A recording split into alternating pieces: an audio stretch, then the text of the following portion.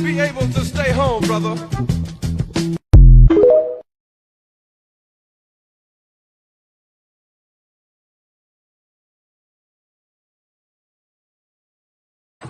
You know, when they ask you that, you just say yes.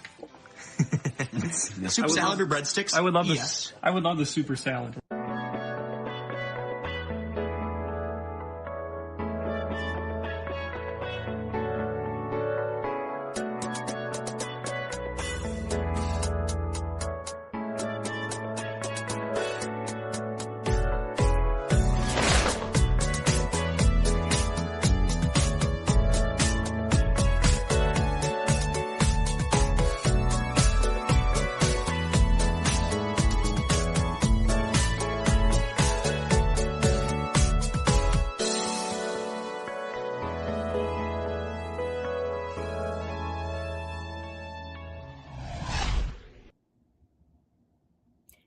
Hey, my friends. Welcome to another edition of the Super Salad Podcast.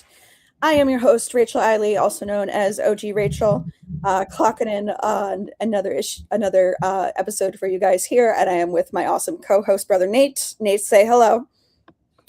Hello. Pleased to meet you. Hope you guessed my name, but you don't have to guess it because Rachel just said it.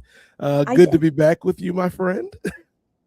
Yes, always good to be back. And I am so excited because we're talking about like my favorite thing, Daredevil. So, I figured it was one of your favorite things, Rachel, so I had to dress up for the occasion. Oh, beautiful. I love it. I do have a Defender shirt somewhere. I've worn it quite a bit. I'm so excited. I'm so excited. I'm not quite crazy about Danny Rand, but I figured 3 out of 4. We're skipping ahead, but we'll come back to it eventually. But I finally made peace with it over the weekend. If you did, if having Finn Jones back is the cost to have have Kristen and Mike and Charlie back together, I can live with that. I do think it is a small sacrifice to getting our solid 3 back. I won't be rewatching Iron Fist under any circumstances. No, why would you? I won't do that to myself. Oh, what an interesting time we've been through with superhero TV shows. Yes, and I think the most interesting thing, Rachel, is for somebody who on this very program has declared for the record that they are not a Marvel. We've been doing a lot of Marvel on this program. That is true. Well, Daredevil's one of my lawyer superheroes, so that's an exception. And I also love Jessica Jones because that's my girl. And I rewatched the first season like 14 times. Though I did find the second and third season rather disappointing, but that's okay. Because we got her back on Daredevil. Talk about that and many other things, but I totally loved her appearance. This is also not a spoiler-free podcast. I don't know if anyone was expecting a spoiler-free review of Daredevil, but this is definitely not going to be that. Just a warning up front. But I was so glad that we also got our boy Luke Cage back, even if it was just for a short scene.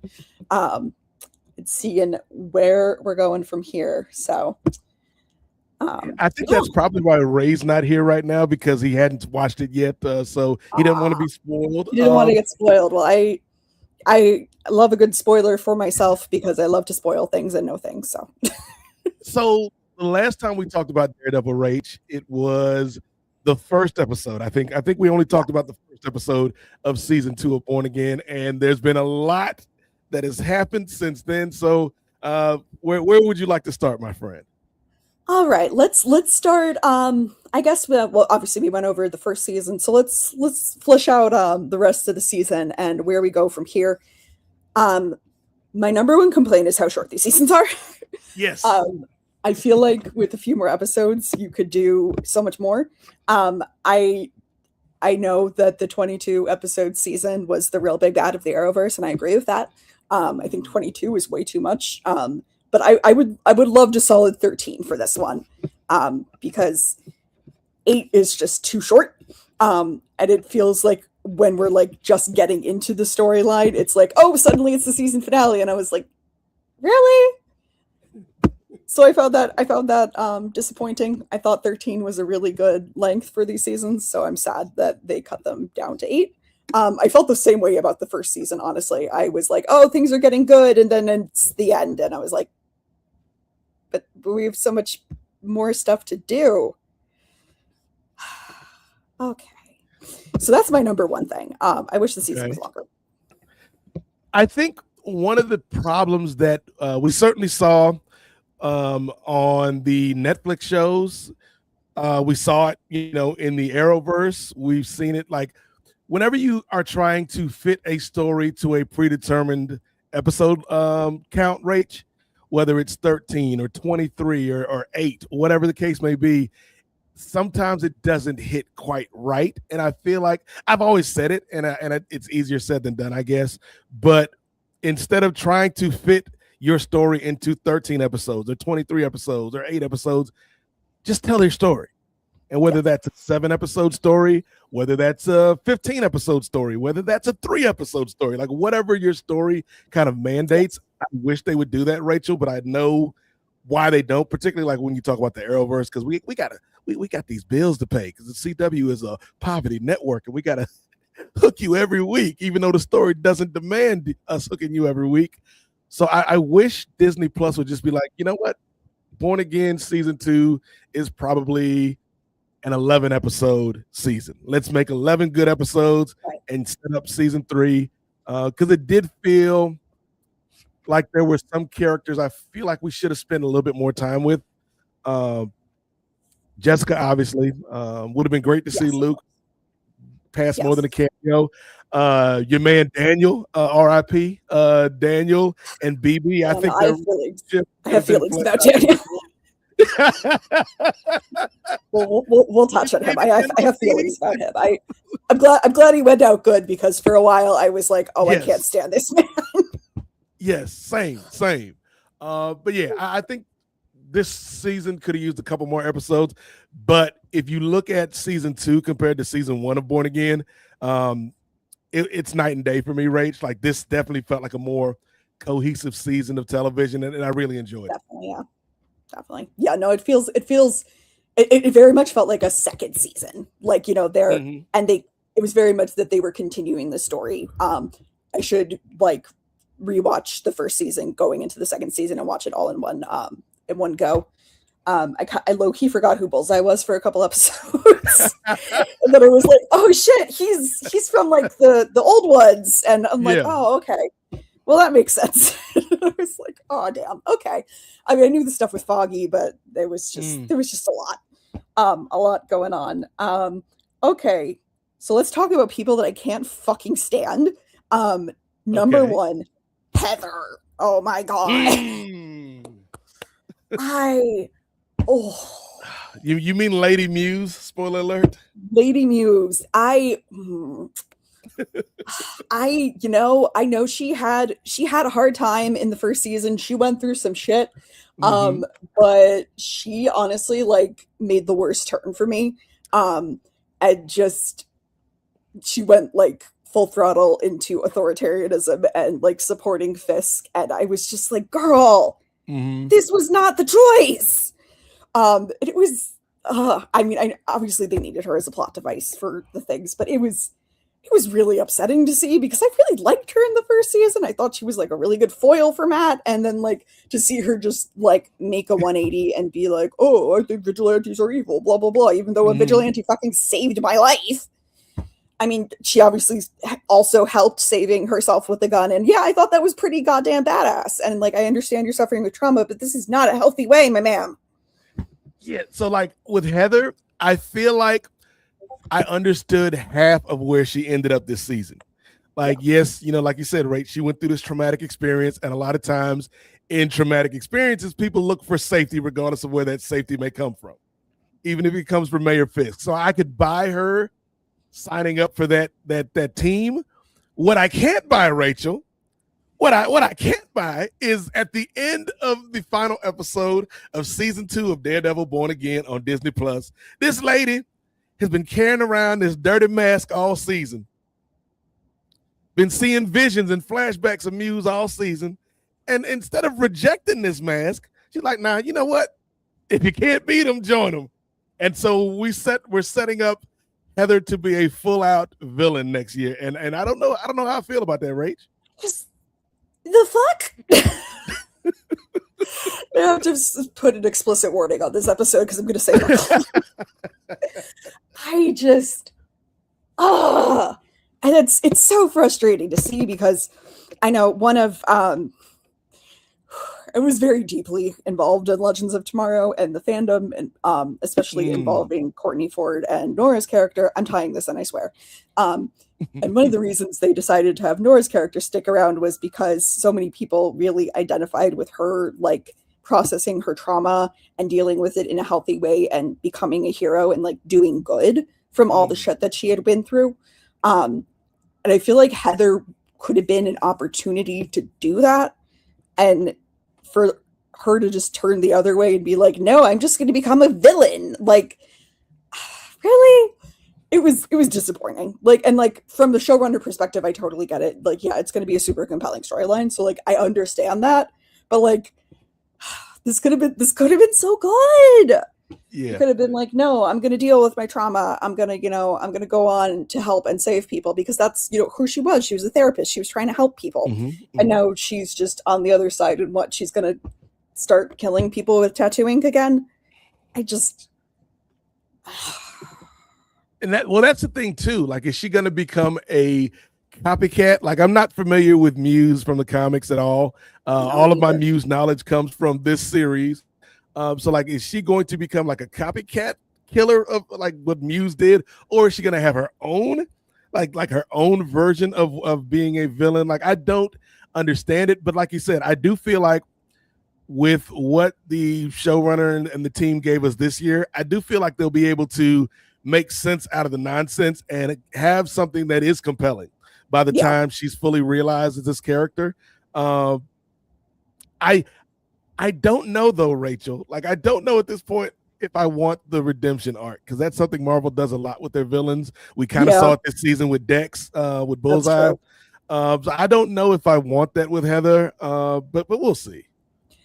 Yeah, I kind of wish we got it more for female villains because I feel like it's more difficult. I feel like it's more a difficult play because people are like, oh, I love badass ladies. I love bad ladies, and I feel like it can be more difficult for them to like truly find redemption, but which is, why we harassed the showrunners of Legends of Tomorrow for like 4 seasons about Nora and Courtney.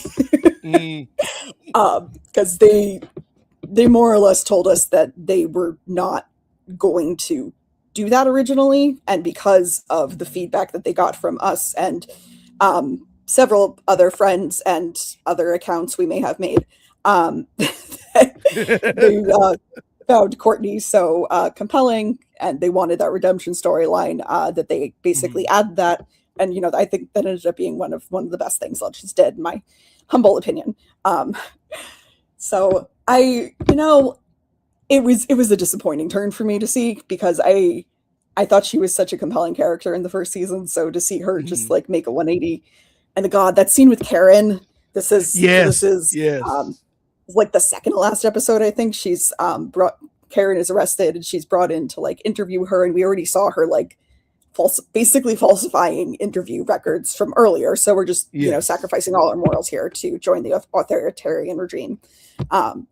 And Karen like really, really challenges her and like really gets in and gets under her. And God, it drives her nuts. And it was such a good scene, but I was just like, God, Heather, like, come on. Like you used to have strength. You used to like be a decent person that wanted to help people. And what the hell happened to you? Yes. And then her reaction to being challenged is not to, rebut what Karen is saying. It's to slap her multiple times. Yeah. And so, like it's an interesting path that they're pushing this character down. And like I said, I hope they stick the landing with this. But we'll see. Yeah. No, it definitely does feel like they're doing one like overarching storyline broken up into 3 or more seasons. And that this was, part 2 more so than season 2. Yeah. I just personally find it annoying that we have to wait so long between Well, the parts. good news is they've already, well, I don't know if they've already wrapped, but they're in the process of shooting season 3 right now. So That's hopefully good. we don't have to wait That's too long. Like maybe at most we get this same time next year. I'd be down for that. That's good. I'm going slightly off topic for a second. I think it's like Hulu. Did you see there's a excuse me. Charlie Cox shot like a rom-com with Zoe Deschanel about Okay. like they broke up and they have to like go on vacation. Their dog they adopted a dog together. They broke up. The dog is depressed. So they like go on vacation together to convince the dog they're still together to make their dog less upset. Wow. And I remember seeing the commercial for it around like Christmas, and I was like, I want to see this just to see Charlie Cox in like a role that's not incredibly serious all the time. Mm-hmm, mm-hmm. Is he using his real British accent in that show? He's being British in it, and I was like, oh man, I need to watch this. Like that's the weirdest thing to me. Like, because I've listened to the Daredevil podcast that Marvel produced, like a companion piece. How to is the series. It's pretty good. It's similar to I guess the James Gunn podcast. If you listen to that during Peacemaker, where it's Charlie Cox and whoever starred in the show and producers and stuff like that, just kind of giving you behind the scenes stuff. It's nothing groundbreaking, but it's interesting to hear their conversations. Particularly this last episode, you had Charlie and Vincent D'Onofrio talking about the courtroom scene, which we'll get to in a little bit. Oh, yes. I have thoughts. Yes, I kind of enjoyed their perspective on it, but it is weird just hearing Charlie speaking his normal voice on this podcast. It's like, that's not Daredevil. No. You're like, what? No, you're from New York. Stop that. Yeah. So I like your idea, Rachel, of starting with Heather, because I feel like we should kind of build up to Matt and Fisk at the end. So let's stick with some more kind of tertiary characters. What did you think about BB and Daniel this season? Oh, BB. They had such an interesting subplot for me. I very much did not like Daniel in the first season. I was like, I don't like this man. He's awful. But I will say he really turned it around. The second season. I love BB. Oh my gosh, she's amazing. She's fantastic. I loved that she like took it head on and in the face of authoritarianism really like stood up and was like, no, I'm going to use my platform and use my voice for good. Bringing attention to exactly what's going on, even though that was at great personal risk to her. And I like the storyline with Daniel a lot. I thought when they went to his mom's house for his birthday dinner on Staten Island, I was like, oh, this is so sweet, because I like personally know so many people that like work in Manhattan and grew up on Staten Island. I was like, this is so accurate, and like introducing her to his mom, and I was just like, oh, this is really sweet. But I also like that they kind of brought us in on Daniel's whole like moral turn with him being like, oh shit, I'm gonna get killed, and then being like, oh no, I just have to bury a body. Oh no, I'm burying a body. He really went on it, and ultimately he did be proud. I was really proud of him in that last scene with that other fucker whose name I did not. Buck, yes. I just did not remember his name at any point during the season. That other douchebag. And I thought his last moment, his going out, was really iconic. I wasn't sure that they were going to cap his storyline there and then like actually kill him off, but they chose to, and I think he went out in a really good moment when he has the line to Buck where he's saying, okay, how long until you're in this position, standing, bloodied and beaten with a guy with a gun over your head. And like Buck seems to be a pretty like, his emotional effect is pretty flat. He seems like not much gets to him, but like the way that scene was done, I was like, oh, we're gonna come back to this. This is something they're gonna come back to. So ultimately it was definitely a subplot, but I really liked how they handled it. Yeah, and I'll lump Buck in with BB and Daniel here because I think when you look at Buck, yes, Buck is an asshole. Yes, Buck is a villain, but he's also very pragmatic. Like he is like some villains are doing it for the love of the game. Buck sees it as a job. Like this is a job, man. And people got like I think earlier in the season when you had the terrible cop Cole beating up the suspect, and Buck's like, "There's no need for that," and he just talks to him, and he's like, "I got to do what I got to do, my boy," and shoots him in the back of the head. Like this is a job for Buck. And so like the scene with him and Daniel in the car, like that, I think it hit all the right notes because Daniel is somebody who, up until this point, he's seen all the good stuff that being a part of the Fisk administration brings him. And now it's the real stuff now, Daniel. Like now you got to put on your big boy pants because these are the decisions that we make every single day. And he's conflicted because I do think like him and BB's relationship is really interesting because I think there is genuine feeling for each other, but there's also they're using each other for a means to an end. And so all of that gets kind of tangled up. The scene at his mom's house was really sweet. Even to the point with BB like buying into his mom's, like, I don't know what it was, some type of Mary Kay type stuff. Like the multi-level marketing scheme. Yes. Like and I've been in those meetings before, Rachel. Those are not the greatest meetings. We grew up in the the early O's and been to quite a few parties. Now my mom sold Mary Kay for a while, so I was Mary Kay, like when on the sliding scale of things, Mary Kay is like on the opposite spectrum from like an Amway or something like that. I think. It's fine. It's harmless. It's harmless. I don't know if any traumatic memories attached to it, but it was just you're not gonna go broke selling Mary Kay. You're not gonna lose your house selling Mary Kay like some of these other MLM organizations. But I feel like the moment where Daniel is driving BB $2 and he knows what's going to happen and he has to make a decision. It's the first time all series that we've seen Daniel make the right choice, even at the expense of ultimately his life. And I thought that scene was really interesting too with him and Buck because, again, as terrible of a human being as Buck is, Buck did have a bit of a like big brother, little brother affection for Daniel. Right. And so it's kind of like Old Yeller, like I got to put him out the pasture. And he's just like, I don't want to do this, but it's the job, baby. It's the job. And so, yeah, like I think, what's the actual actor's name? Is it Michael Gandolfini? I think so. Yeah. Like I thought he did a great job showing kind of the different layers and levels of Daniel this season. I wish he was sticking around, Rach, for next season, but I get it. Like if you're in that position, there's only a couple ways you get out of that position.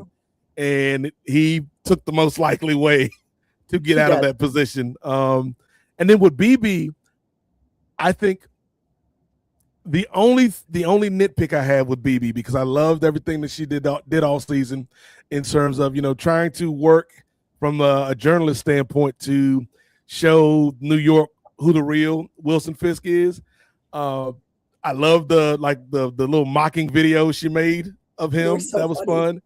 But the only thing I'm like, I don't know TV show. I don't know is in episode 8 when BB was able to take over the networks and everybody's phones and broadcast this. I'm like, who does she know at the FCC that got this through, Rachel? That was a little. That was like I get it if it was just on everybody's phones because that's how she's been broadcasting this the whole time. But she was on like regular broadcast TV. Yeah, I think that's a little, suspension of disbeliefy. Put that in there. That's funny. No, it's the like on Smallville, they always had the like, oh well, thanks to Lex, we could borrow his helicopter, or thanks to Oliver, blah blah blah. It was like after they made Lex a villain, they had to bring Oliver Queen in to use his billionaire resources. Yes. We really needed him as a plot device. So I think they could have probably used a billionaire support here, but just a billionaire supporter. I think we need to go next, Rachel, to the guy that you were like, oh yeah, that's the guy from the old series. Because I really had a good time with Dex, aka Bullseye, this season. I think the diner scene, maybe one of my favorite scenes from the entire season. And I think where he ends up, like, he's helping Matt and Karen this whole time, and it's kind of this weird partnership because Karen wants to kill him. Karen wants this man dead. Yeah. Matt secretly deep down wants to kill him too, but he can't because he's a good guy. But then Dex ends up working with Mr. Charles, the government agent that we saw throughout the season, played by Matthew Lillard, who was giving off like Nick Nolte vibes. And so he ends up working with, or the last scene we see with Bullseye, he's on a plane with Mr. Charles, presumably to go back to meet with Valentina, Julia Louis-Dreyfus, and be part of some new Thunderbolts team or something. We don't know, but we'll see down the line. I will say probably my favorite scene of the whole season was when Mr. Charles wakes up and Jessica's waiting for him, and he's like, "Oh shit!" I was just like, "Oh, I loved that!" Like every bone in my body, I loved that scene. And it was like the tables had turned because every time we saw Mr. Charles show up, he was either coming into somebody's office when they didn't invite him, or showing up on some like the senators, the governor. He was at the governor's house, like just chilling, and like, how did you get here, Mr. Charles? So to see her flipping on him, it was fun. It was so satisfying. And I was like, yes, that's my girl. That's my Jessica. I love her. So I really enjoyed that. Bullseye definitely like had more range than I expected this season. I kind of expected him to be like the one note villain, but he really did. He really, went a lot further. The diner scene was great. It was so great that he's drawing ketchup on the door, Bullseye and ketchup on the doors, and I'm just like losing it. And the guy's his dog. How did he drink that whole milkshake in one gulp, Rachel? And he's like, "You have a dog in a restaurant? That's so unsanitary." And he's like, "Please don't kill me." Oh, like when the task force is just shooting up the diner, and he's like behind the counter with the cook, and he's like, "That was a really great milkshake." Thanks so much. Yeah, it was like, you just like ruined these people's lives. I hope you know that.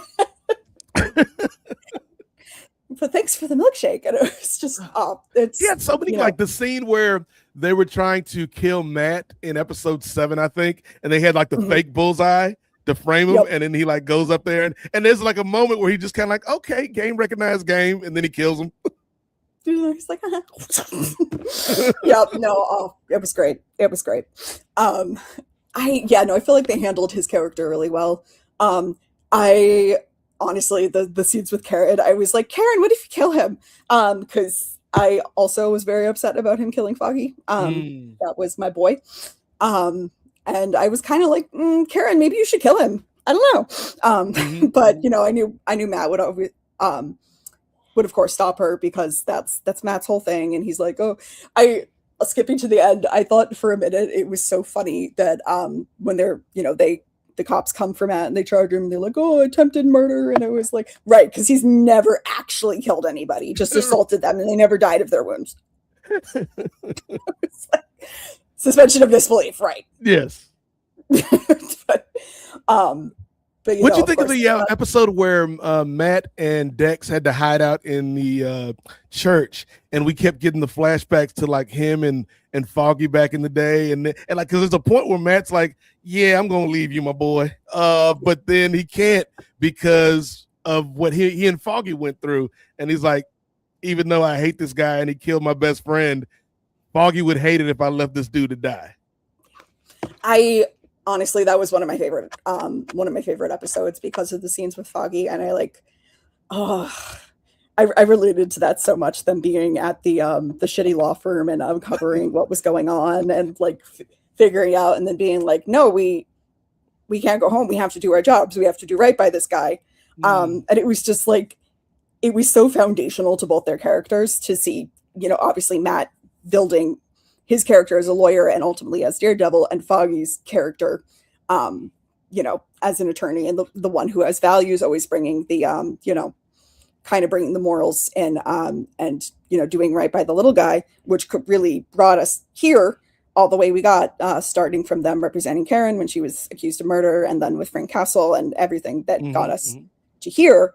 I love Foggy so much. So that's why I was like, Karen, kill Bullseye, because I'm frozen on the screen. But I love Foggy so much. I love his heart, and you know, I love those scenes so much because it felt so authentic to their characters. And getting to see Matt flash back to that when he was making these decisions, and he's like, you know, like you're the one that took this guy that taught me all these things from me, but he would absolutely hate if I abandoned you. And because of everything I learned from him and because of his effects on my life, that's why I can't do this. And that was really like, that really shows that, like, you know, everything that Matt learned from being with Foggy and like doing what he can to honor his memory, even when it's something that, you know, he ultimately really does not want to do. And I think it's important, that, you know, even revenge is not always the best way to honor somebody's memory. And I think that's not always a storyline we get on villain shows or superhero shows. So, but yeah. And I love the way that they brought him back, Rach, with the flashbacks. You know, I knew he was coming back because they had announced him for the season. And I wouldn't mind it if they went back and did more flashbacks next year. But if this is it for Foggy, I think like this was a good kind of episode. Like that's the last of Foggy we see, and his impact on Matt and who Matt is today is partly because of the time they spent together. Yeah. And I love seeing them at like the shitty law firm where they were doing all the paperwork and then seeing the catching the issues. And I've like, I've been in that situation, not like at like a shitty firm, but like, you know, doing all the paperwork and doing it. And then like, oh wait, like, and you catch it and you actually like do something big because of that. And so that scene made me happy. And then when Foggy gives the guy like the ex-con the money to start a new life, and it was the money he and Matt were saving up, and Matt's like, that money was supposed to be for the future, Foggy. And he's like, it is. It's just not ours, Matt. And it's like, that's Foggy's my heart. The seasons, right? The seasons that we saw on Netflix, and even a little bit of Foggy that we got in season 1, like it shows you the impact that he had on his friend. And so his friend is trying to find a balance and uphold the legacy, but at the same time, you know, I gotta kick people's asses because I'm a superhero. Yes, but I think it ultimately shows that, you know, even if he's not a character, he's just as part of just as much a part of Daredevil and who Matt is as an attorney, as anyone else at this point. Can we talk about Karen? Let's talk about Karen. I love Karen. I love her so much. She's fantastic. Everything. She's so great. I really liked her. I really liked her arc this season. She's like as a character who's gone through so much shit. She's really been through the ringer, through all of it. And she's just turned into this like supremely badass person who will help others but will not take anybody's shit. And I really enjoyed her. I loved that because I feel like I missed her a lot in the first season. That was one of my main complaints going up. I was like, oh, you killed Foggy, but then Karen's also gone. Like, I didn't like that. So I was very glad she was back for this season.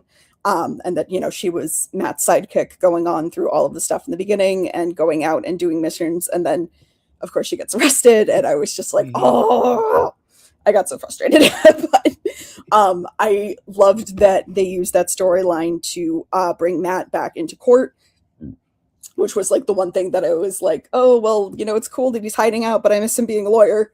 So I was very happy that they brought Matt back to that into court. Although I found their court scenes a little. Ooh, we gonna talk about it, Rach, because I have thoughts, and I want to hear your thoughts on that I mean, courtroom I scene. think I try to justify it to myself by being like, well, they were trying to appeal to the cameras, and they were not trying to make like a sound legal argument, but like, well, also, Rach, let's jump to it. Also, the whole and Matt said it, and your man Jack Duquesne said it in the first trial. Like this is not a real courtroom. I mean, the judges and everything are real, but this is not a real trial. This is a trial with a predetermined outcome. This is a farce. This is something Kingpin set up. So it's like that's why I kind of bought it, Rach, because yes, obviously that wouldn't fly in a real courtroom, but in this kangaroo court that Wilson Fisk has set up, it's like if you're not going to play by the rules, why should we play by the rules? Yeah. I do think that was a smart approach for it if they were going to go for that angle, because it did somewhat justify it. I wish there was a little higher skill lawyering going on, but given the context, I can excuse it. But I do think it was kind of funny that they were just like, well, Mr. Fisk, is it true you murdered a bunch of people? And he was like, objection. And he's like, no. Okay, I mean, I guess. Also, this is a throwback. The guy that played the district attorney, okay, he was on The Good Wife for quite a while, playing like this Mark Zuckerberg character, who started like some big website or something, and he used the law firm for like 4 different prenups when he was marrying different people, and he was just such a douchebag. So now we get to see this guy's the district attorney, and it was like, this is wild. Yeah. I don't remember the actor. And I think he's dead. I think Heather killed him. I think so. I think he's done. I don't blame her at all for that one, though.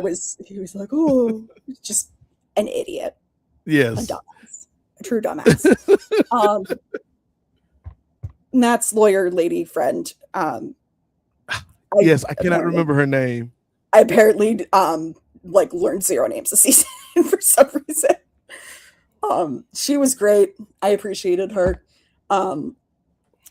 The scene where the task force raided her office, I was like, oh, I feel that, because obviously a task force has never raided my office, but they do get mad when you try to support people and represent people they're trying to railroad. I can tell you that much. And I have definitely felt like I've been in a kangaroo court before. I can also say that much without getting too far. Did you take your walking stick and throw it off against 3 walls and catch it behind your back? Definitely not. I definitely would have gotten arrested if I did that, but it was tempting. And that's not too far fetched from real life, because we've seen like ICE go in and raid, public records and things of that nature, and voting records. So like it's not that far out of the realm of possibility that this task force would go in and try to get information that they don't have a legal right to. Yes, and I will say the courthouse I used to work in, the domestic violence courthouse specifically for protection orders, ICE did show up there earlier this year. And there was a very stark backlash against that for a very good reason, because this was a place people were supposed to go to seek protection, and being afraid to show up there because ICE might be there was just like the lowest of the low. So I was proud there was a very strong backlash against that. But it was just difficult for me to even process that ICE would think that was an okay thing to do in the beginning. And gosh, this season was so timely. They really, I guess they filmed this about a year ago, but they really correctly predicted a lot. Yes, they did. And here's the thing, Rach, it's crazy. It's crazy to say, and I think I said it when we reviewed the first episode of this season. For all the bad that Wilson Fisk has done, I've seen worse in real life from somebody who may be sitting in a high position of authority as we speak. I'm like, well, he hasn't personally murdered people with his fists yet. So there's that. Yet. But he's done worse with his power. So. Yes.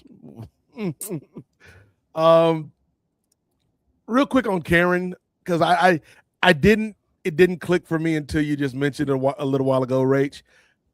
I didn't particularly like Karen in season 1, despite having liked her during the Netflix run. And it's probably mainly due to the fact that we didn't get a lot of her.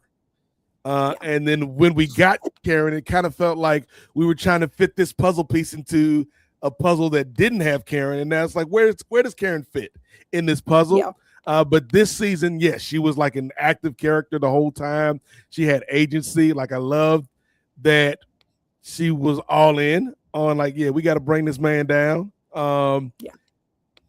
Her choices, even when wrong, like when she was going to shoot Dex in the head, like, you understand why she would feel that way. You understand why that would be where she would go.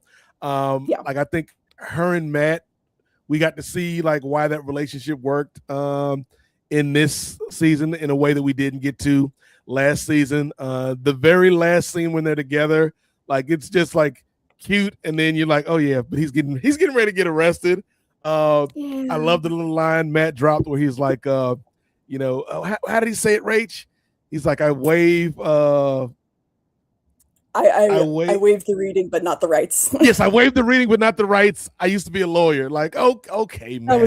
That was such a good one. I was like, oh, Matt. But yeah, I really like those two together this season. I feel like for a lot of it, Karen has somewhat been like a stand-in for the audience, and that, like, I feel like she's how the audience feels. Like, her feelings represent how the audience feel for a lot of it, and that for a lot of it, it's been like, we love Matt. We want to be on his side and we support him. And just and then at the very end, we can feel her heart breaking, and it's like our hearts are breaking. And so it feels like, we always we're always with Karen. Another good scene she had, Rach, was when after she got arrested, Fisk goes down to see her at the jail, and she like stands up to him, and she's like, I've never seen you like this before. And he's like, well, what do you mean? I've never seen you afraid. That was so good. It's like, yes, Karen in her own right is a badass. She is. And like, I love that we've seen her come so far from that terrified girl into someone who's like, she will talk back to Wilson Fisk, and she doesn't give a fuck. And she's like, no, you know what? Yeah. And it's just, I love getting to see her character really become stronger through the seasons and what she's been through. Another little lady that I really like, Angela, yes, aka Mini White Tiger. I don't know if she has a code name, but I love that child so much.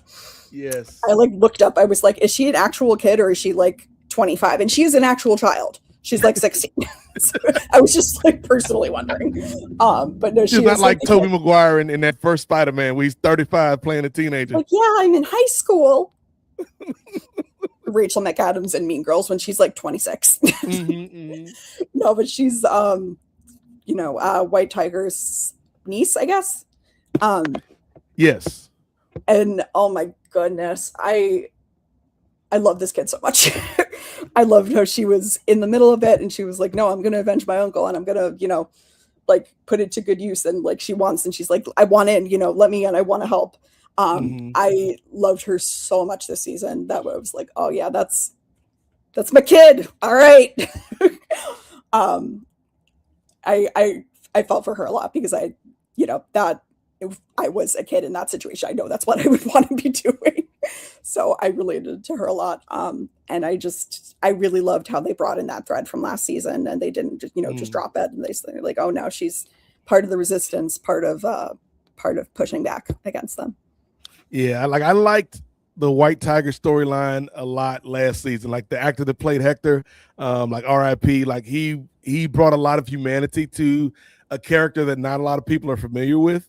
And so then to bring Angela into this position, I thought they struck a good balance, because it's hard when you're talking about like an actual kid, Rach, like how adult should they be in this world?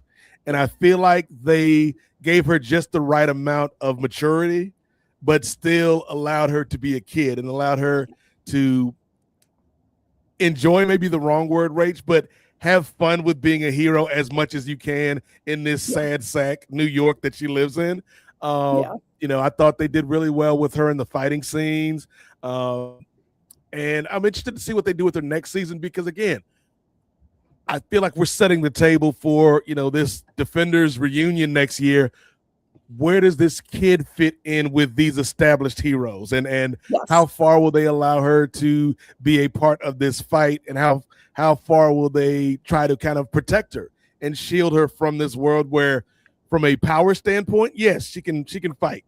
But it's like you're also a kid, and there's some stuff that we do that you probably shouldn't be involved in. Yeah. No, I agree. I think they gave her like just the right amount of agency to be in there and making choices, but still, protecting her a bit and protecting her in a sense. And I really loved that they brought in that storyline, and I think it was super effective. When they're also talking about taking people in off the streets, and they take her aunt, I think. Yes. And she's like really influential in like getting the people out of the lockup and getting the prison busted with Daredevil and getting that footage. So I loved that we got to see her doing all of that and being a part of that. It was really awesome. Let's keep the train rolling, Rach. We talked about Karen Page. We talked about White Tiger 2, Electric Boogaloo. Let's talk about another badass woman on these streets, Miss Jessica Jones. Yes, my girl. Oh my gosh. Okay, I wish we got more of her, but I loved pretty much every scene she was in. To me, it felt very authentic. I really disliked season 2 and 3 of Jessica Jones. I know I've said that, but I felt like it really. I felt like part of what made season 1 so good was her friendship with Trish. And season 2 and 3 just felt like they were going back on that and kind of just making a mess of it.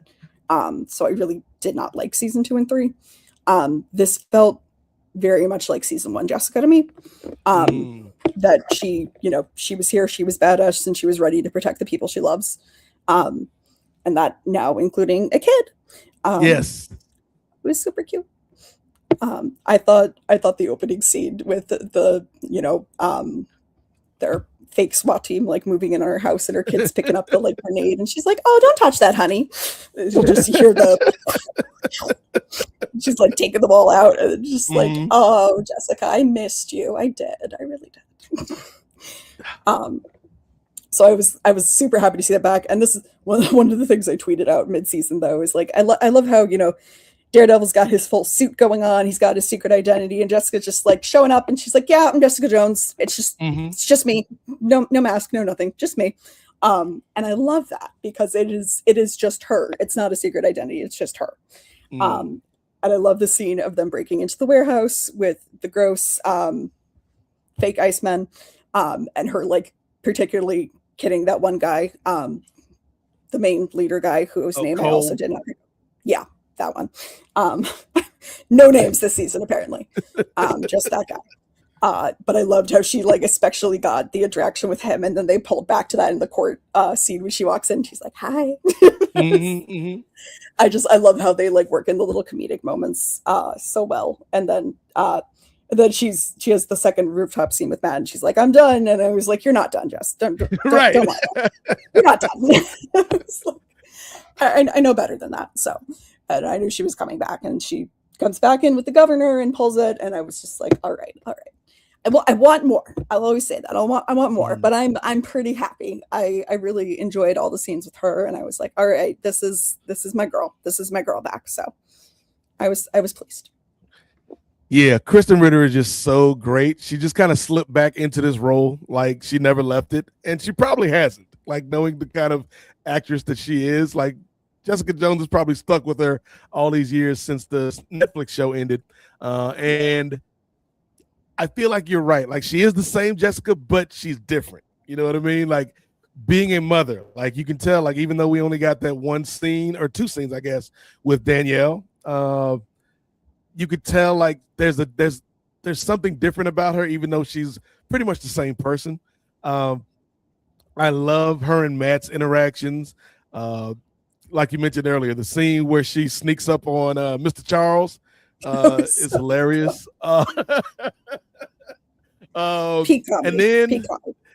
the end, like one of the last scenes we get in the season finale, where she's at the office. She's got Danielle at the office at Alias Investigations, and Luke Cage walks in and hugs his daughter, and then she just kind of looks at him and he's like, "You're done, right?" Because we learned through the season that apparently Luke has been working for Mr. Charles, who has been looking for enhanced individuals, and Jessica turned him down, and I guess Luke said, "I'll do it," for whatever reason. We don't know yet. Like, that's something I'm interested to see in season 3, and they share a brief moment. And so, again, like, I think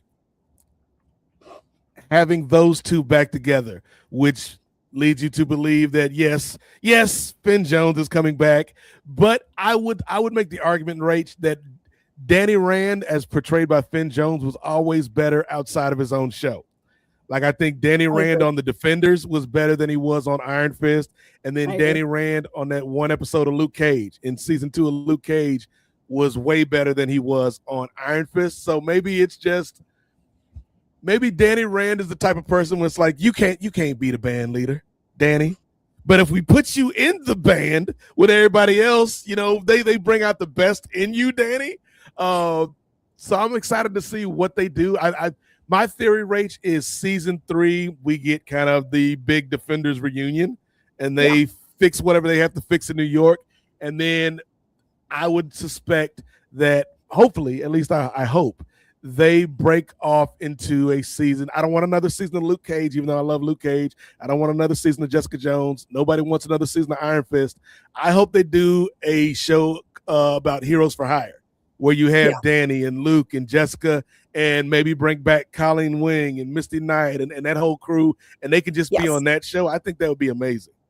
Kind of a little Legends of Tomorrow style-y. Yeah, I think that would be good. I would really like that. Danny Rand better written by anybody other than his main writers. Yes. Well, like, here's the thing. I think, yes, Finn Jones has to bear a lot of the blame for why Iron Fist didn't really connect with people, because if you in a show about karate and martial arts and kung fu, and you don't practice your martial arts and kung fu and karate, it's not going to work. But also, he had one of the worst showrunners in the history of superhero TV, Scott Buck, running that first season. And the best I will say for Iron Fist season 1 is at least it wasn't as bad as Inhumans. That is true. I did watch Inhumans, and I was like, ooh, okay. I was like, I think I'll just stick with the CW DC shows, but Yeah, I was like, hold on. Like, again, I like everything, Rach, Marvel and DC, but I was like looking at Marvel fans when Inhumans was on. I was like, and you have the nerve to criticize these shows on the CW when you putting the Inhumans on national broadcast television? As bad as the Flash got at times, it wasn't Inhumans bad. I don't think I finished Inhumans, but I remember watching the first couple episodes and being like, the fuck? Like, I finished it just because I had to, Rach. And spoiler alert for the finale of Inhumans. Your man Maximus, who was trying to take over the Inhumans. I don't remember this stupid plot, but Maximus was fighting his brother Black Bolt, and Black Bolt trapped him in a building, and then he whispers so he can take the whole building down. He's like, oh, and he says goodbye, brother. Okay, yes, I do remember. Goodbye, brother. And then he just buries his brother, and it's like, all right, y'all, Inhumans. Didn't we like that? No, we didn't. I remember. Terrible show. Oh, the fact that Marvel still existed after the Inhumans, that Inhumans didn't kill the whole franchise, is a miracle. I know. I was like, at least there's the Netflix Marvel shows, because the other TV shows were not always great. I watched Runaways for a while. Runaways and Cloak and Dagger I thought had potential. I never got into Cloak and Dagger, but I watched Runaways. We went to WonderCon in Anaheim in LA in like 2019, and they had a couple people from Runaways. Okay. Gosh, one of the moms with the lady, she had red hair. She was in 24. I don't remember her name. Annie, maybe. Okay. Yeah, she was there, and she was like heavily pregnant at the time, and had a shirt on that said like future Marvel comic star, and it pointed to her stomach. And I was like, oh, that's funny. That's funny. Yeah, my nieces loved Cloak and Dagger. Like, I think they were the right age for that. And Marvel television back then was weird because you had this stuff on ABC, like Inhumans, Agents of S.H.I.E.L.D., Agent Carter. You had the Netflix stuff, and then you had like the weird freeform stuff, Yes. like Runaways and Cloak and Dagger. And they were really they liked Runaways, but they were really into Cloak and Dagger because I guess they were fans of Olivia Holt that played Yes. Dagger. So we watched that when they were here, like on spring break and stuff like that. I thought like both of those shows were good. Unfortunately, they just came around at a time where the movies and TV didn't really speak to each other, so they were just kind of stuck. But I wish they would have kind of brought those kids back in some way because they were still young enough to like be part of the universe. Yeah. Oh gosh, what was the show with the mutants that was like X-Men adjacent? Emma Dumont was in it. Was that The Gifted or something like that? Yes, The Gifted. We watched that one. Pretty good. Okay. We met Emma Dumont at a couple cons. She's awesome. Just by the way, she's super cool. That one, we liked that one. It was pretty good. It was like X-Men adjacent kind of. Yeah, they did. Like they had The Gifted. Legion was out during that time. It was like all of these X-Men shows without the X-Men. Yeah, and that was before Scarlet Witch came into the Avengers movies, so it was kind of like bringing that in. And I remember we were chatting with Emma Dumont at one of the cons because she's like super personable. She'll just like talk to you for like 20 minutes. She's awesome. I love her. And she was like, "Oh yeah, I'm so excited! Scarlet Witch is coming. She's my sister in the lore." And I was just like, "Oh man, I hope she gets hired and does more stuff because she's really awesome." So. That was the one with The Gifted. That was the one where they had the Frost sisters, right? Yes. Yes, like that. Like that's how you know it was X-Men adjacent because like in the comics, those are like the Stepford Cuckoos, and that's like a really deep pull in like in X-Men lore. It's like, who are we gonna get to be some of the stars in this X-Men show where we can't use the X-Men? How about the Stepford Cuckoos, Emma Frost's clone daughters? Like, that's a great idea, Steve. And it's like, like the actress that played them was really good, but it's just like, this is the level of superheroes that we're talking about here. This is the golden age when we're going that deep into superhero. I love it. Oh goodness. Well, let's get back to it. Let's get back to Hell's Kitchen Reach. Mrs. Fisk. Ooh, R.I.P. Vanessa. I just had a feeling. I just knew we were going to lose her this season. Mm-hmm. And it's so funny to me because obviously in Spider-Verse, one of the main points in that is Wilson Fisk, and him losing Vanessa is like what spurs on a whole like huge multiverse thing they have. And I was like, obviously we're not going to quite go down that path, but I was like, I thought it was really interesting that like that was such a big plot part in Spider-Verse in something entirely different. And then seeing how Fisk handled it here. I mean, we obviously knew it was going to make him worse because Vanessa, well, not being a good person or bringing out good parts of him, I think she at least helped him show some restraint.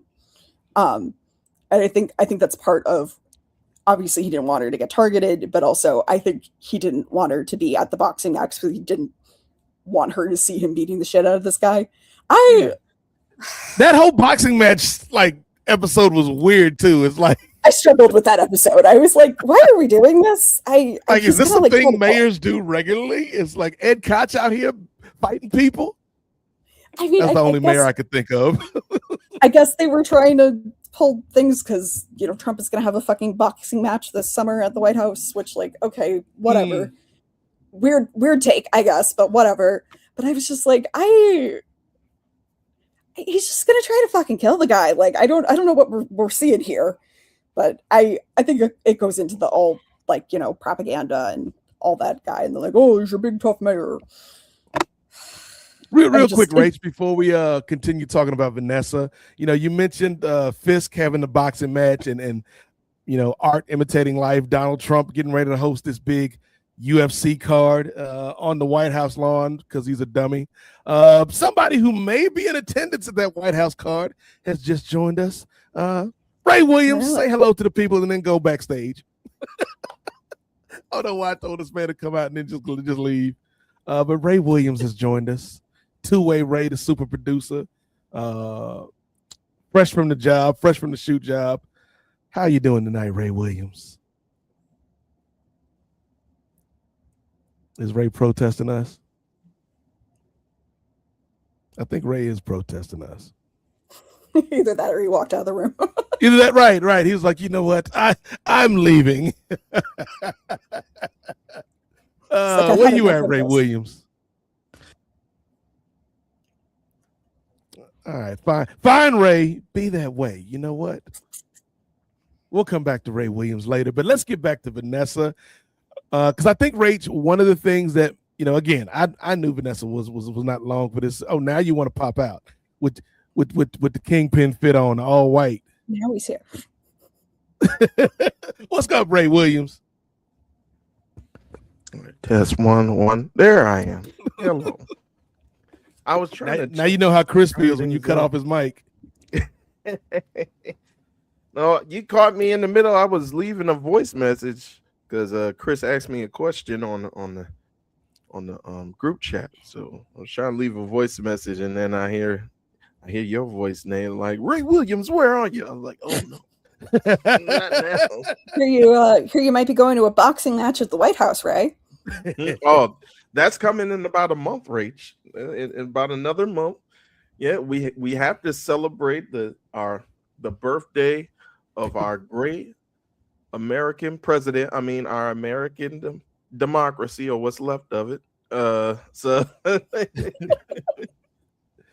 the rumors true, Ray? Have you decided to be in attendance? What for UFC 250 Freedom 250? Yes, I will be in attendance. I got the Fan Fest tickets, so I will be in attendance. Okay. So it's gonna got your red hat ready? No. Well, they not letting me through unless this might be too soon. Unless I run through there like that dude in the yeah, they ain't letting me in the White House unless I run through there like that guy. I don't think I'm that fast. I've never seen the Secret Service so vexed. Like, he is just too fast. Was that Barry Allen, Wally West, Usain Bolt? Yeah, right. Who could have predicted this? Just be safe, Ray. Be safe. Yes, please be safe. Yeah, I'm gonna be out, and they're gonna have all the fan festivities for the common folk, for the plebes, if you will. I'm gonna be out there on the ellipse. So I don't know if that's more safer or less safe, especially after the best that we have, aka the Secret Service. Like, how y'all? It's like your man from it's like your man from Breaking Bad. They can't keep getting away with this. How they keep lapsing in security like this and still have a job? It's like, you telling me all I have to do to get away with get away from the Secret Service is just running a straight line, Rach? Like that? That's all I have to do. This is a really old story. My dad, he was really good friends with his law school buddy who started a medical school in Grenada. And as you may remember, I think it was probably before any of us were born, the U.S. invaded Grenada for a bit.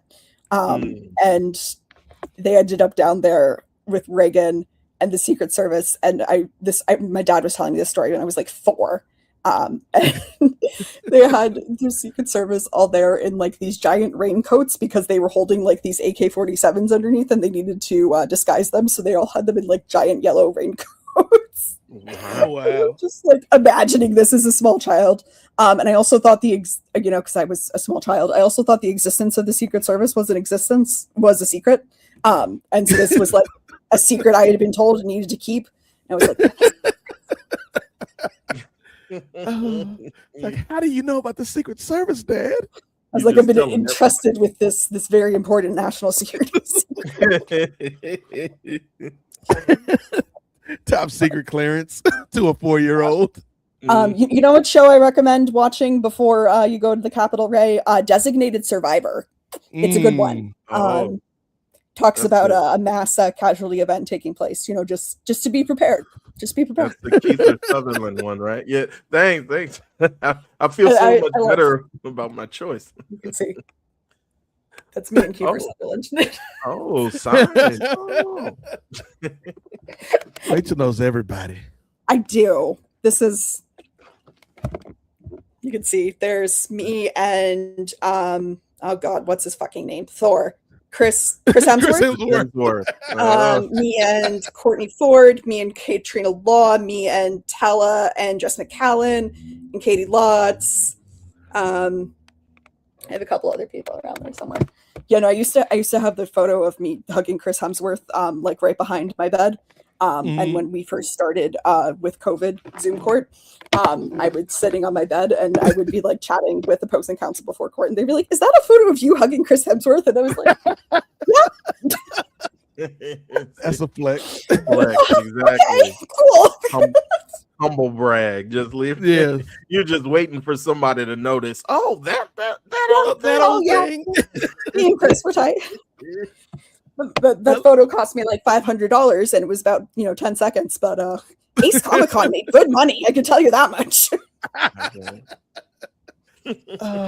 We met Chris Hemsworth and Brie Larson. I have a photo with Brie Larson over there, and I got my friend photo and signature with Gwendolyn Christie when they came. So we gave Ace Comic Con a lot of money, but it was worth it.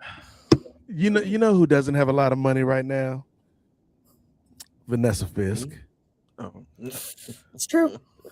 And what I was gonna say, Rach, before Ray pulled his malarkey. I think you're right in that. Yes, Vanessa Fisk was not a good person. I had a feeling she wasn't gonna last because, like, the actress actually came back. They had another Vanessa Fisk cast before season 1, and then they brought the original actress back. So I was like, she's probably on borrowed time in terms of this character. But as bad as a human being as she was, I do feel like there was a calming effect on Wilson when she was around. And I think not only is the loss of Vanessa what kind of puts him over the top, but if you think about it, it kind of was his fault. Not that she, she was in a position to be dying, but when the doctors are like, "Oh yeah, we got to check the vitals and this and that, like, get her some pineapple juice. She wants pineapple juice," and he's like, "Let the doctors do their job, man." And then she died, and then he killed the doctor. Yeah, the doctor was like, "Oh, I'm so sorry." I was like, "You're dead." I kind of feel like that doctor kind of deserved it, because if I was that Dr. Rach, I'd have been like, I would have like said from the doorway of the room, "I'm so sorry for your loss, Mayor Fisk," and walked away and continued about my day. He had to get in there. Hey, I'm here for you, buddy. She had a beautiful journey. I'm like, why would you do this, sir? Truly a very stupid man. Someone apparently very smart, but very stupid. Yes. Book smarts, but not street smarts. But it very much felt like it had to happen for Fisk to have his final turn into, I guess, the worst version of himself. So I do think it's interesting, though, that we saw kind of the downfall of Wilson Fisk here, but we are going on for another season, and that is kind of more like 3 parts of a story arc. So I am curious of what they're going to do for a villain, and kind of where they're going to come from that. I think you're probably correct that they're going to try it into the bigger Marvel scheme of things with Julia Louis-Dreyfus's character and Mr. Charles and the arms and all that good stuff. But I am kind of, because I guess they kind of left Fisk on open that he's off on a beach somewhere. Yes. alive. I'll admit I kind of struggled with the ending. I'm not gonna lie. Okay, so yeah, let's talk. We've talked about all these other characters, Rach. Let's talk about the main characters here. Charlie Cox's Matt Murdock and Vincent D'Onofrio's Wilson Fisk. Okay, Yes. because when we end this season, Wilson Fisk has been exiled from New York, but he's free. And then Matt Murdock is in jail. They got my boy on lockdown. So, what were your thoughts on this ending, Rach? I mean, I knew they weren't going to leave it like that. It's a very, end of the season, but we're coming back for another season. Mhm. We're never going to just leave our hero in jail to rot for all eternity. But I struggled. I did. I was like, ooh, this feels really unfair and bullshit. And when the New Yorkers were clobbering Fisk and Matt was like, no, we're better than this. I was like, you should just let them kill him, honestly. I was like, you should just let him kill him. And then Fisk was like, fine, I'll agree. I was like, he's going to snap someone's neck in like 3 seconds. So I was personally, I wouldn't say disappointed, but I was surprised when he's like, no, Wilson Fisk of all people was like, no, I'll choose the non-violent ending and not go down fighting. I did not expect that. So let me not disagree with you entirely, Rach, because I do feel like you're bringing up a lot of good points. But I'll tell you why I was able to buy it in this particular instance. Sure. Because we did have the episode. I think it was 2 or 3 episodes before this. No, I think it may have been the episode right before, episode 7, where Vanessa's dead. The city of New York, for the most part, is like, nah, we done with Mayor Fisk. We need a change. And Matt, as Daredevil, goes to see Fisk. And they're having like this cordial conversation until they're both like, but yeah, we know how this is going to end. And then they start fighting. And then we go to this, we go to the courtroom scene in episode 8 where we get the amazing reveal where Charlie Cox, Matt Murdock is like, hey, man, we know you did this, Wilson Fisk. And he's like, how do you know? There's no witnesses. The witness is in this courtroom. The witness is Daredevil. You're a fool, Matt Murdock. No, I'm not. I'm Daredevil, y'all. Like, oh, snap. He did it. He said it. Matt Murdock is Daredevil. And then we go from there to like the French Revolution / January 6th allegory with the citizens storming the courthouse. And I'm not gonna lie, Rach, Wilson Fisk is a terrible human being, but when he opens that door and he's like, boo, and punches the dude, it's not funny, Rach. It's not funny, but it was funny. Like, I rewound it 5 times. I'm like, no, you got this one, Kingpin. But when he's going through and he's just destroying these normal everyday citizens. Okay, I got a legal question that we'll come back to about this here in a second, Rach. But in terms of like when he gets to the balcony and he's yelling at the people like, how could you turn your back on me? I did this for all of you. Like, because in his mind, he's the good guy. And Matt's like, nah, man. Yeah. And then the citizens jump him. Matt gets everybody off of Kingpin. And then he's like, this isn't going to end, kind of continuing their conversation from the episode before, because you're not going to stop. And because you're not going to stop, I'm not going to stop. And because I'm not stopping, you're not going to stop. And it's never going to end. And we both love this city, allegedly. So one of us has to go. I'm probably going to jail because now everybody knows I'm Daredevil out here.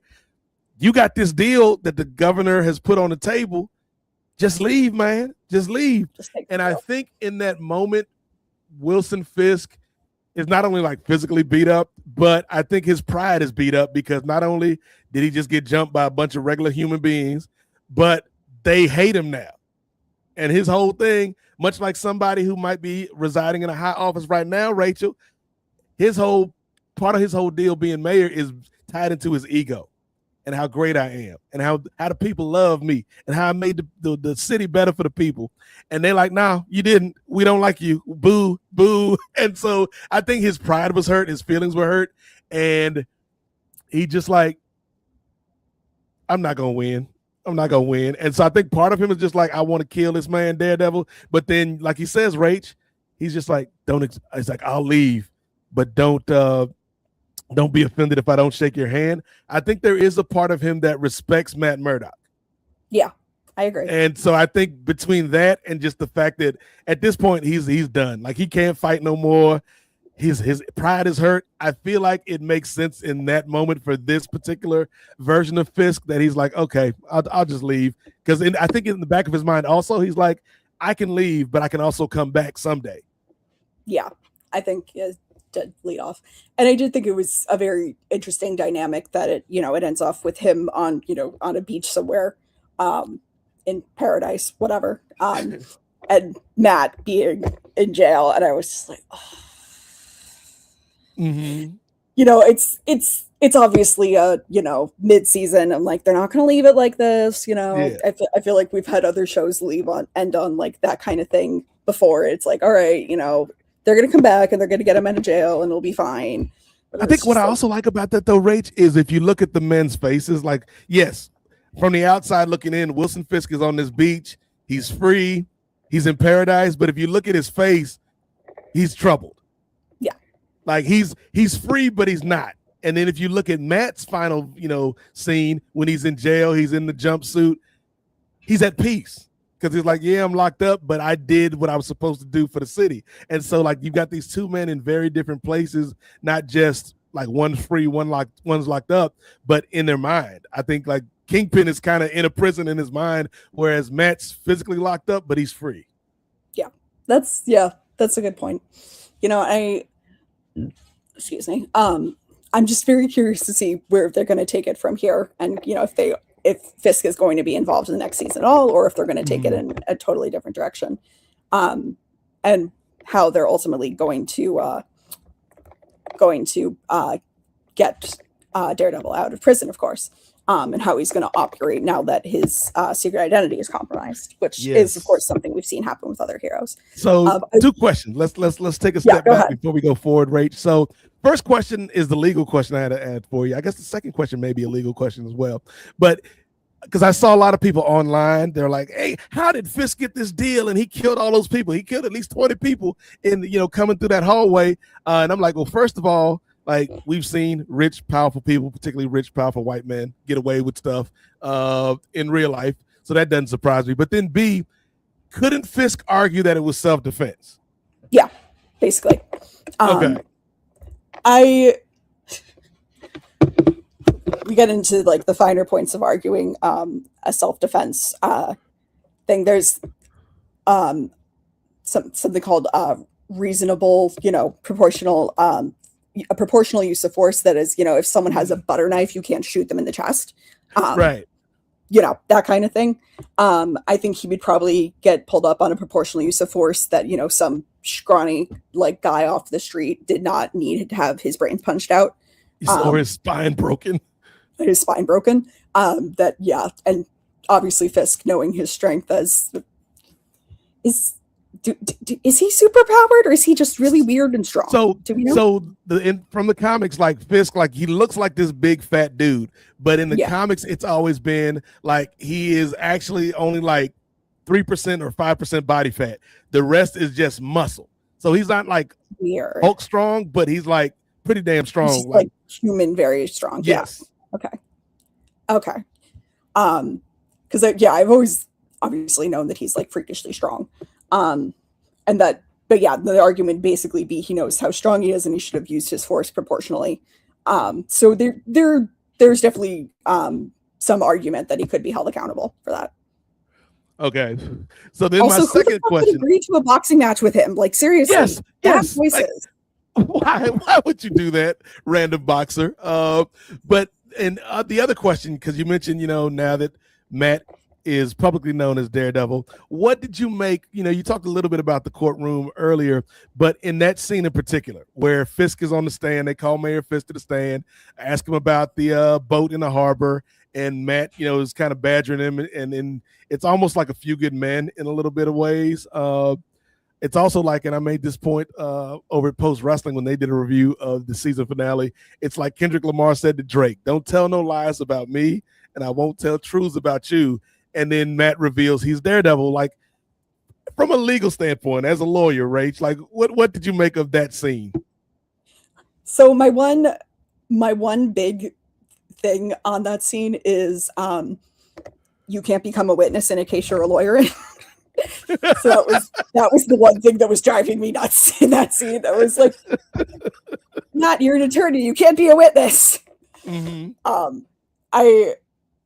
I've occasionally, I haven't like actually had to become a witness in any of my cases, but it's been floated like in some of my order of protection cases, if I witness the respondent doing something really unhinged, we've discussed like another attorney taking over the case and the first lawyer becoming a witness in being able to testify for what basically happened.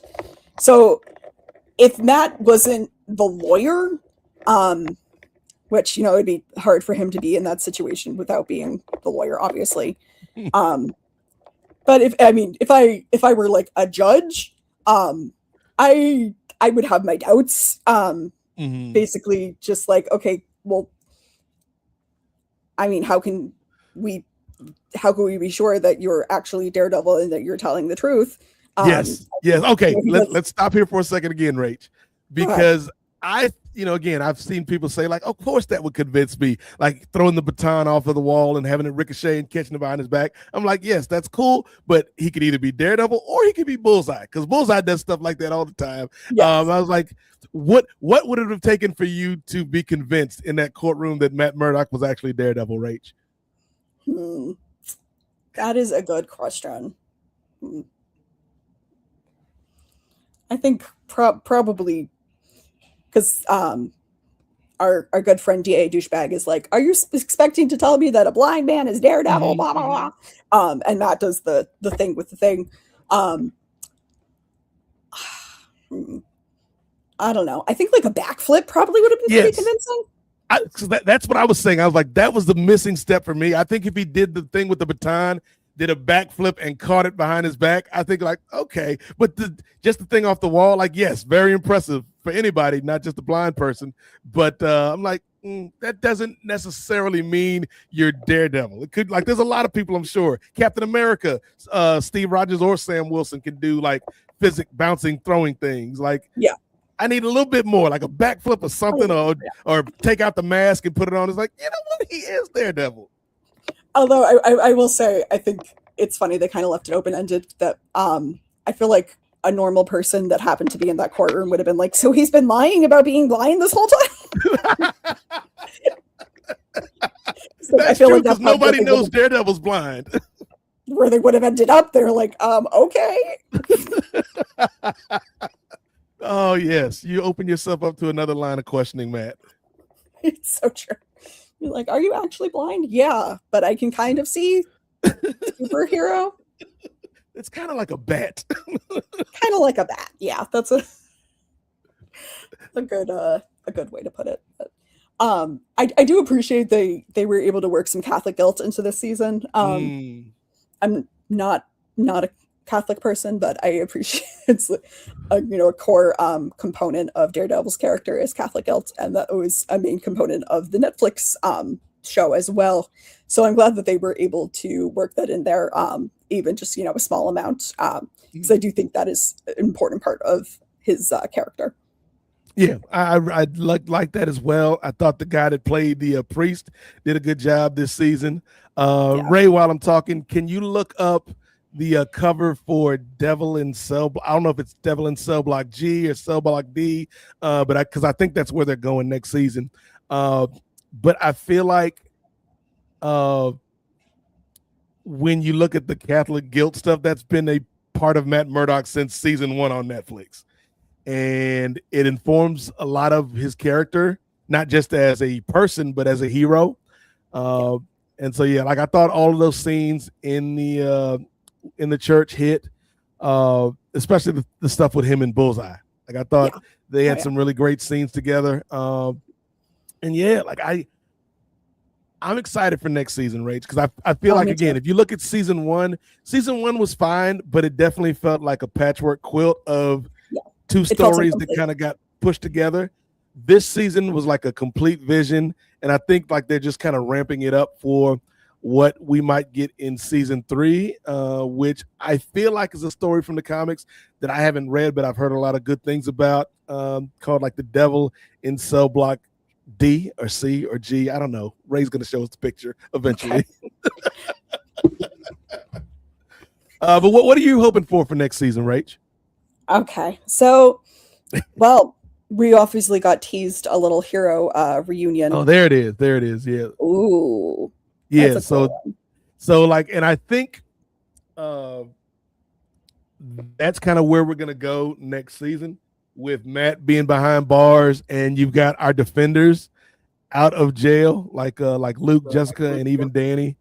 And I think the whole thrust of the season is going to be either I don't think they're going to break him out, but I think it's going to be like there is a situation that requires Daredevil. Yeah. And what will like legally, like what's going to happen with Matt? Like, is he going to get released? Is it going to be something with conditions? Is Val and, her part of the government going to be involved in getting him out on release with conditions? Is Mr. Charles going to play a part in this? Like, I do think we'll see Kingpin next year, Rach. I don't think he's going to be like in every episode, but you can't have a season of Daredevil without the Kingpin, even if he's not the main character. So I feel like we'll get updates on what Fisk has been up to.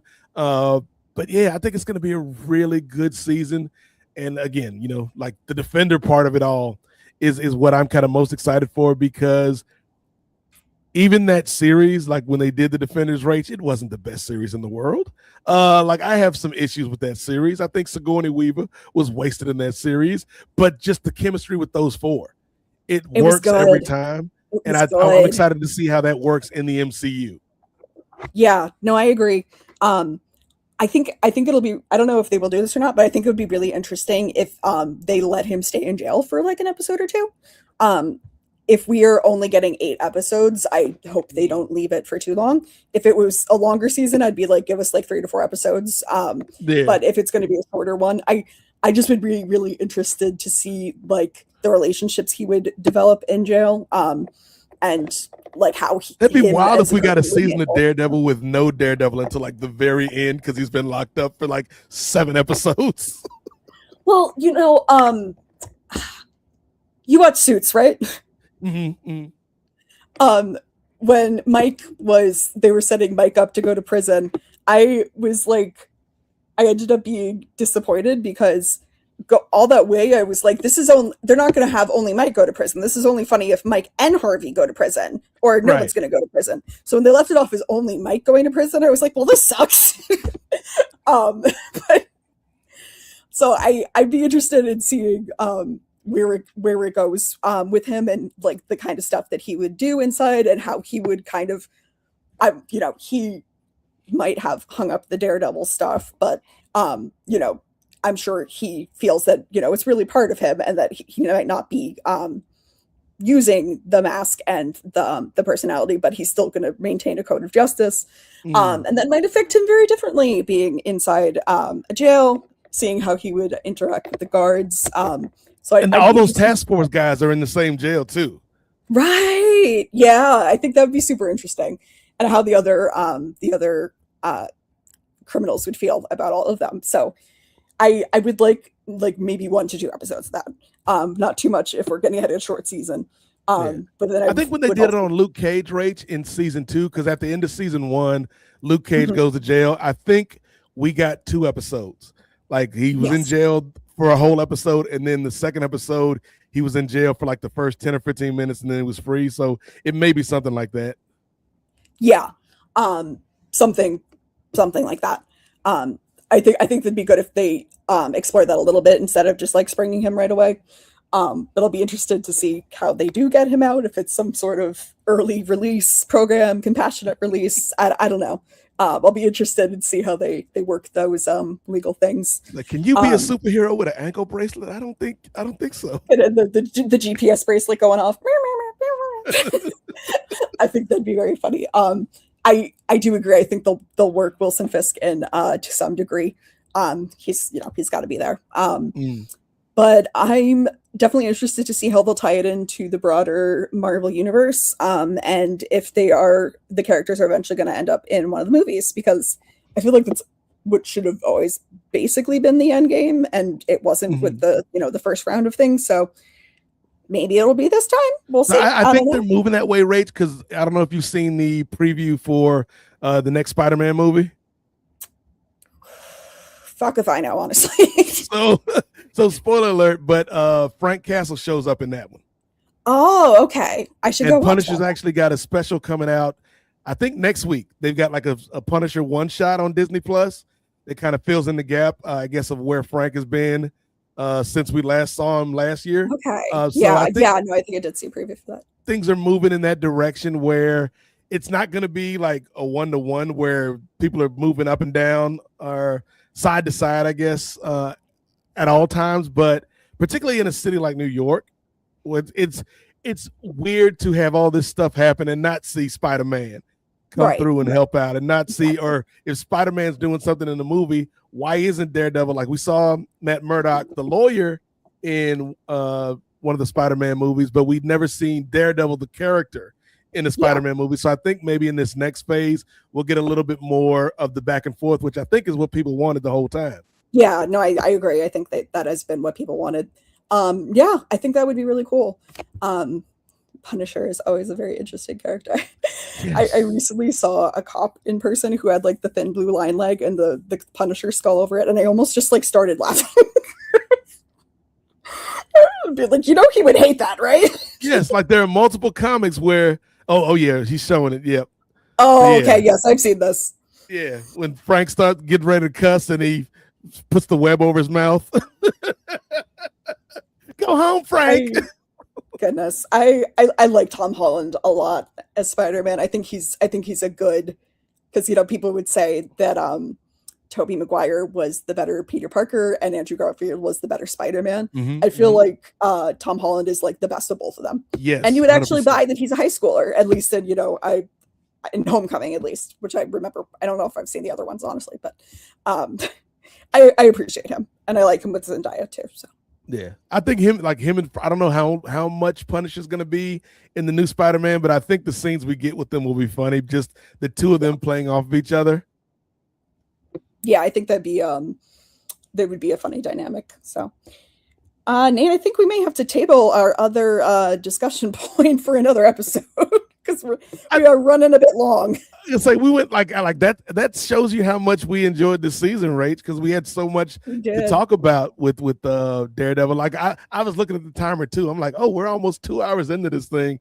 So yeah, just goes to show you how much we enjoyed season 2 of Born Again. And yes, coming soon, the Super Salad Superhero Selection Show, patent pending, where we're gonna, Rachel and I and whoever joins us on that episode, we're gonna do a superhero draft of characters from live action TV, from the movies, from animation, and pick our team of defenders, if you will. But before we do that, Rach, let's wrap up this episode. Any final thoughts on Daredevil Born Again, or kind of your current state of superhero watching? I know you're not a Marvel, but you've been watching a lot of Marvel lately. I have been watching a lot of Marvel lately. It's true. Yeah. Overall, I super enjoyed this season. I'm so happy that they brought Daredevil back. Definitely one of the best shows that's gotten a second run. So I'm super glad they made that decision. I love Charlie Cox. I love Kristen Ritter. I think they are both absolutely fantastic at their characters, and I'm going to have a very hard time seeing anyone else in those roles in the near future, because I think they embody them extremely well. Very much looking forward to the next season. Again, sad I will have to wait a full year for it, because I would love to see it like tomorrow. But I think they are doing very awesome stuff with that, and I am excited to see it. And yeah, we're heading into the summer, which, there's always good superhero stuff going on. I saw the trailer for the Supergirl movie. I am very much looking forward to that. And actually getting a Supergirl character who's Supergirl from the comics and not Clark Jr. No offense, CW Supergirl, you're also awesome, but We love Melissa, but we love Melissa. That show is something. Still better than Inhumans, way better than Inhumans. Way better, yes. That is a compliment I will happily give. All right, Nate, what are your final thoughts? Just to echo your sentiments, Rach, like I really, really enjoyed season 2 of Daredevil Born Again. Like, and again, they're kind of expanding the universe where not only did we get Jessica Jones, not only did we get Luke Cage, we've got, Mr. Charles and his connection with Valentina, which connects us to Thunderbolts. We've got the White Tiger, new White Tiger, Angela on these streets, so that expands the universe here in Hell's Kitchen.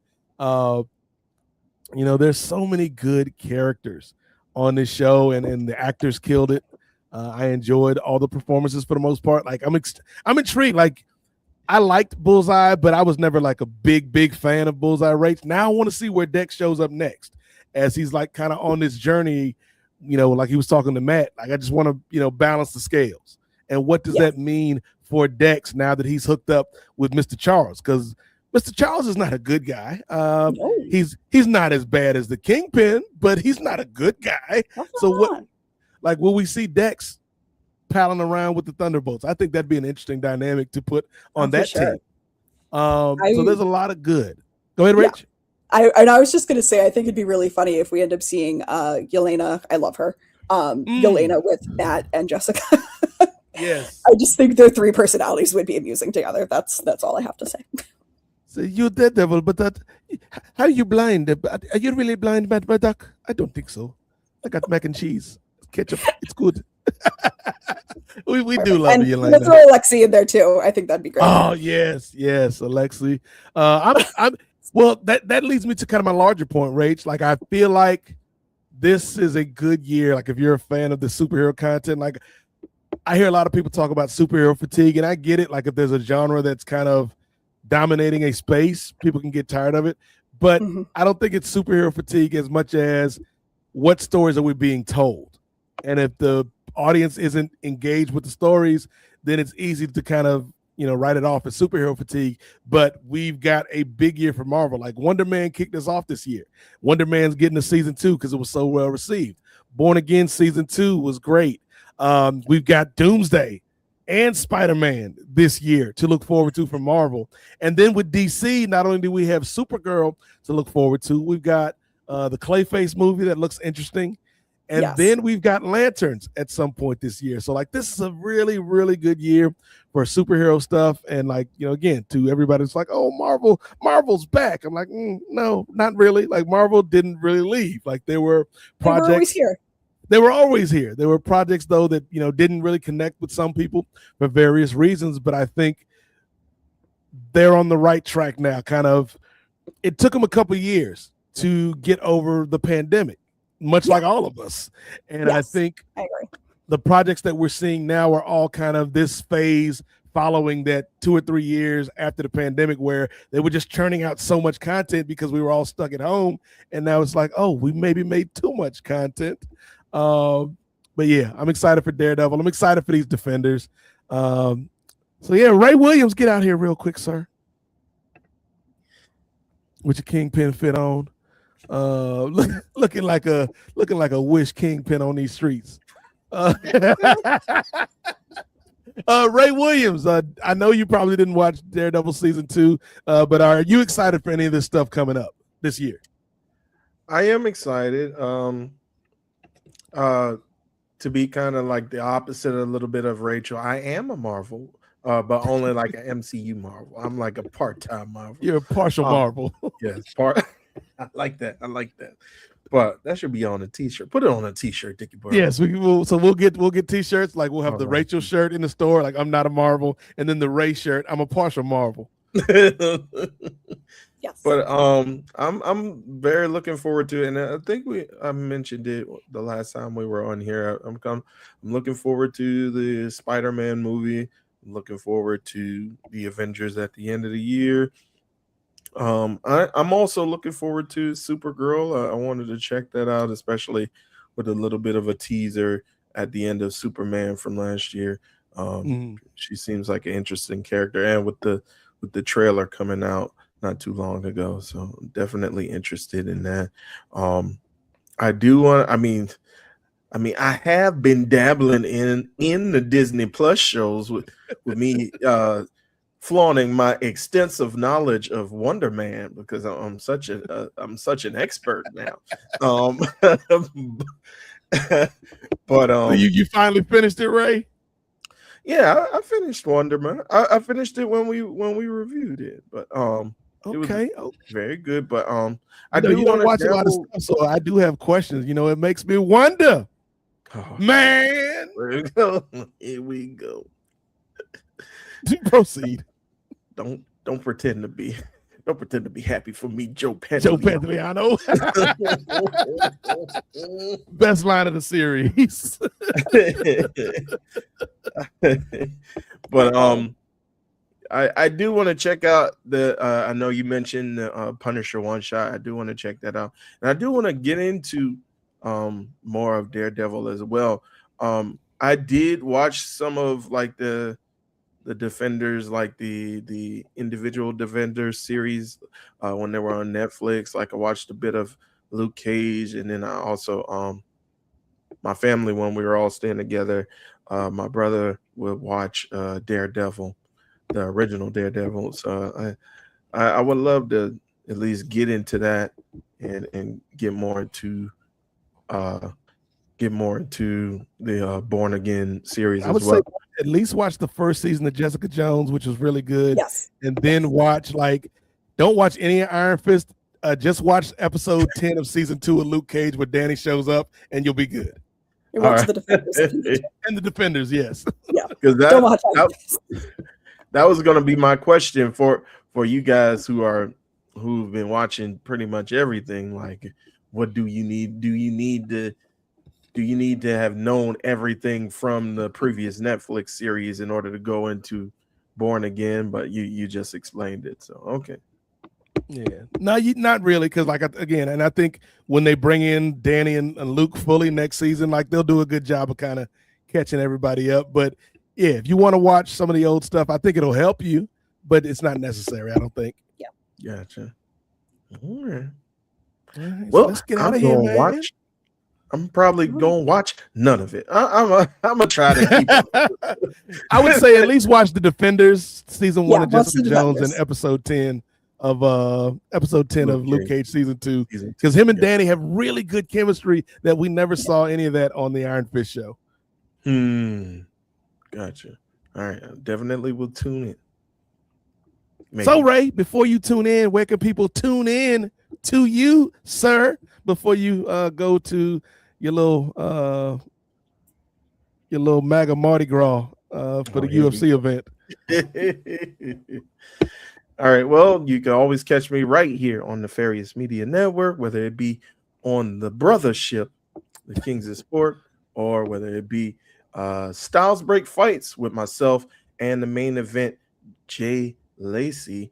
We're going to be coming up soon with an episode reviewing UFC 328, where Khamzat Chimaev, who was once thought to be unbeatable, lost his middleweight championship to the American sweetheart, Sean Strickland. We're going to talk about that. We're also going to get into the upcoming big cards, including Ronda Rousey versus Gina Carano, and yes, UFC Freedom 250. So we're going to talk about that.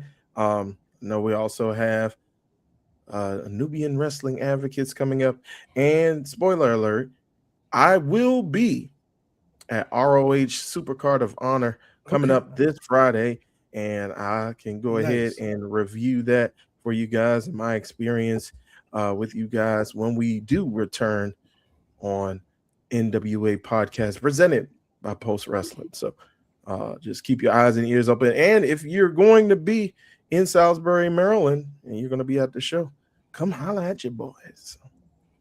Nice. Looking forward to hearing about your experience there, Ray. Just don't be filming all willy-nilly inside the building. We don't want no smoke with the people. But I know you're going to do a good job and represent the team well. So I'm looking forward to that. For me, again, check me out right here in the Ferris Media Network, y'all. It's crazy, Ray. Like, I feel like this is the first show I've done in a while, like not a while, but like a week or so, 2 weeks, just because of the shoot job. But it's always good to chop it up here with the team, bringing you truthful, thoughtful, turned up commentary on sports, politics, pro wrestling, all of it, man, pop culture. And it's also good to reunite with Rach. I feel like we haven't done a super salad in a minute. So, and I'm glad this was the topic that we brought to the table this time. So stay tuned if you are into this superhero life.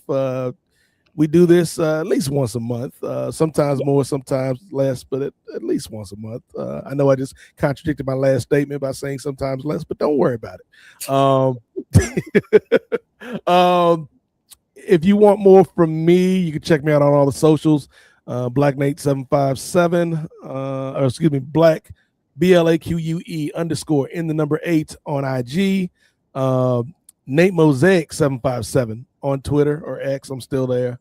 Nate Mosaic 757 on Blue Sky and Threads. All these damn social media sites run by BB Urick. I think I'm trying to think. The next time you hear from us, we'll probably when are we doing NWA, Ray? I believe, unless Wade tells us any different, it should be this coming Sunday. I believe it's the 17th. Okay. So we'll be back on Sunday with the NWA podcast, and then I don't know what we're gonna do next Monday. We may do a Kings of Sport. We may do a parlay. Who knows? We'll figure it out and we'll let you know. Subscribe to the YouTube. Subscribe to the Patreon, please. $3 gets you in the door. If you want to pay more, we won't stop you. And we on Substack now. We on these Substack streets, Rach. So if people want to, not only see clips from the programs, but also see the written word by people like Chris and Ray and Jay and myself, Gerard, Brittany, the whole squad. Check that out on Substack. That's it.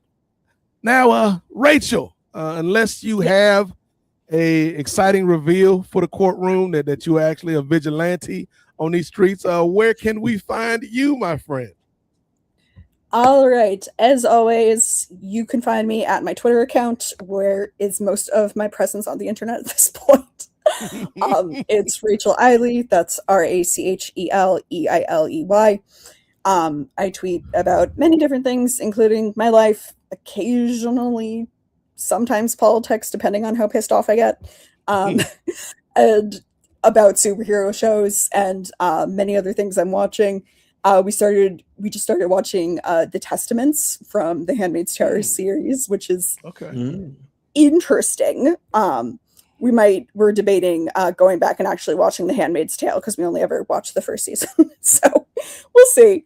But it's interesting. We've been going around and saying praise be and under his eye, just because of how incredibly cringy it is. It's kind of funny. So that's where you can find me. All right. Shout out to everybody that tuned in live on Monday night and everybody listening or watching in the future. And again, Rach, always good to catch up with you and talk about these capes and cows, if you will. But go ahead and send us home, fearless leader. All right, folks. That's it for another edition of the Super Salad Podcast. Hope you enjoyed. We'll talk to you soon. Bye. Later. Bye. Hit the music, Ray.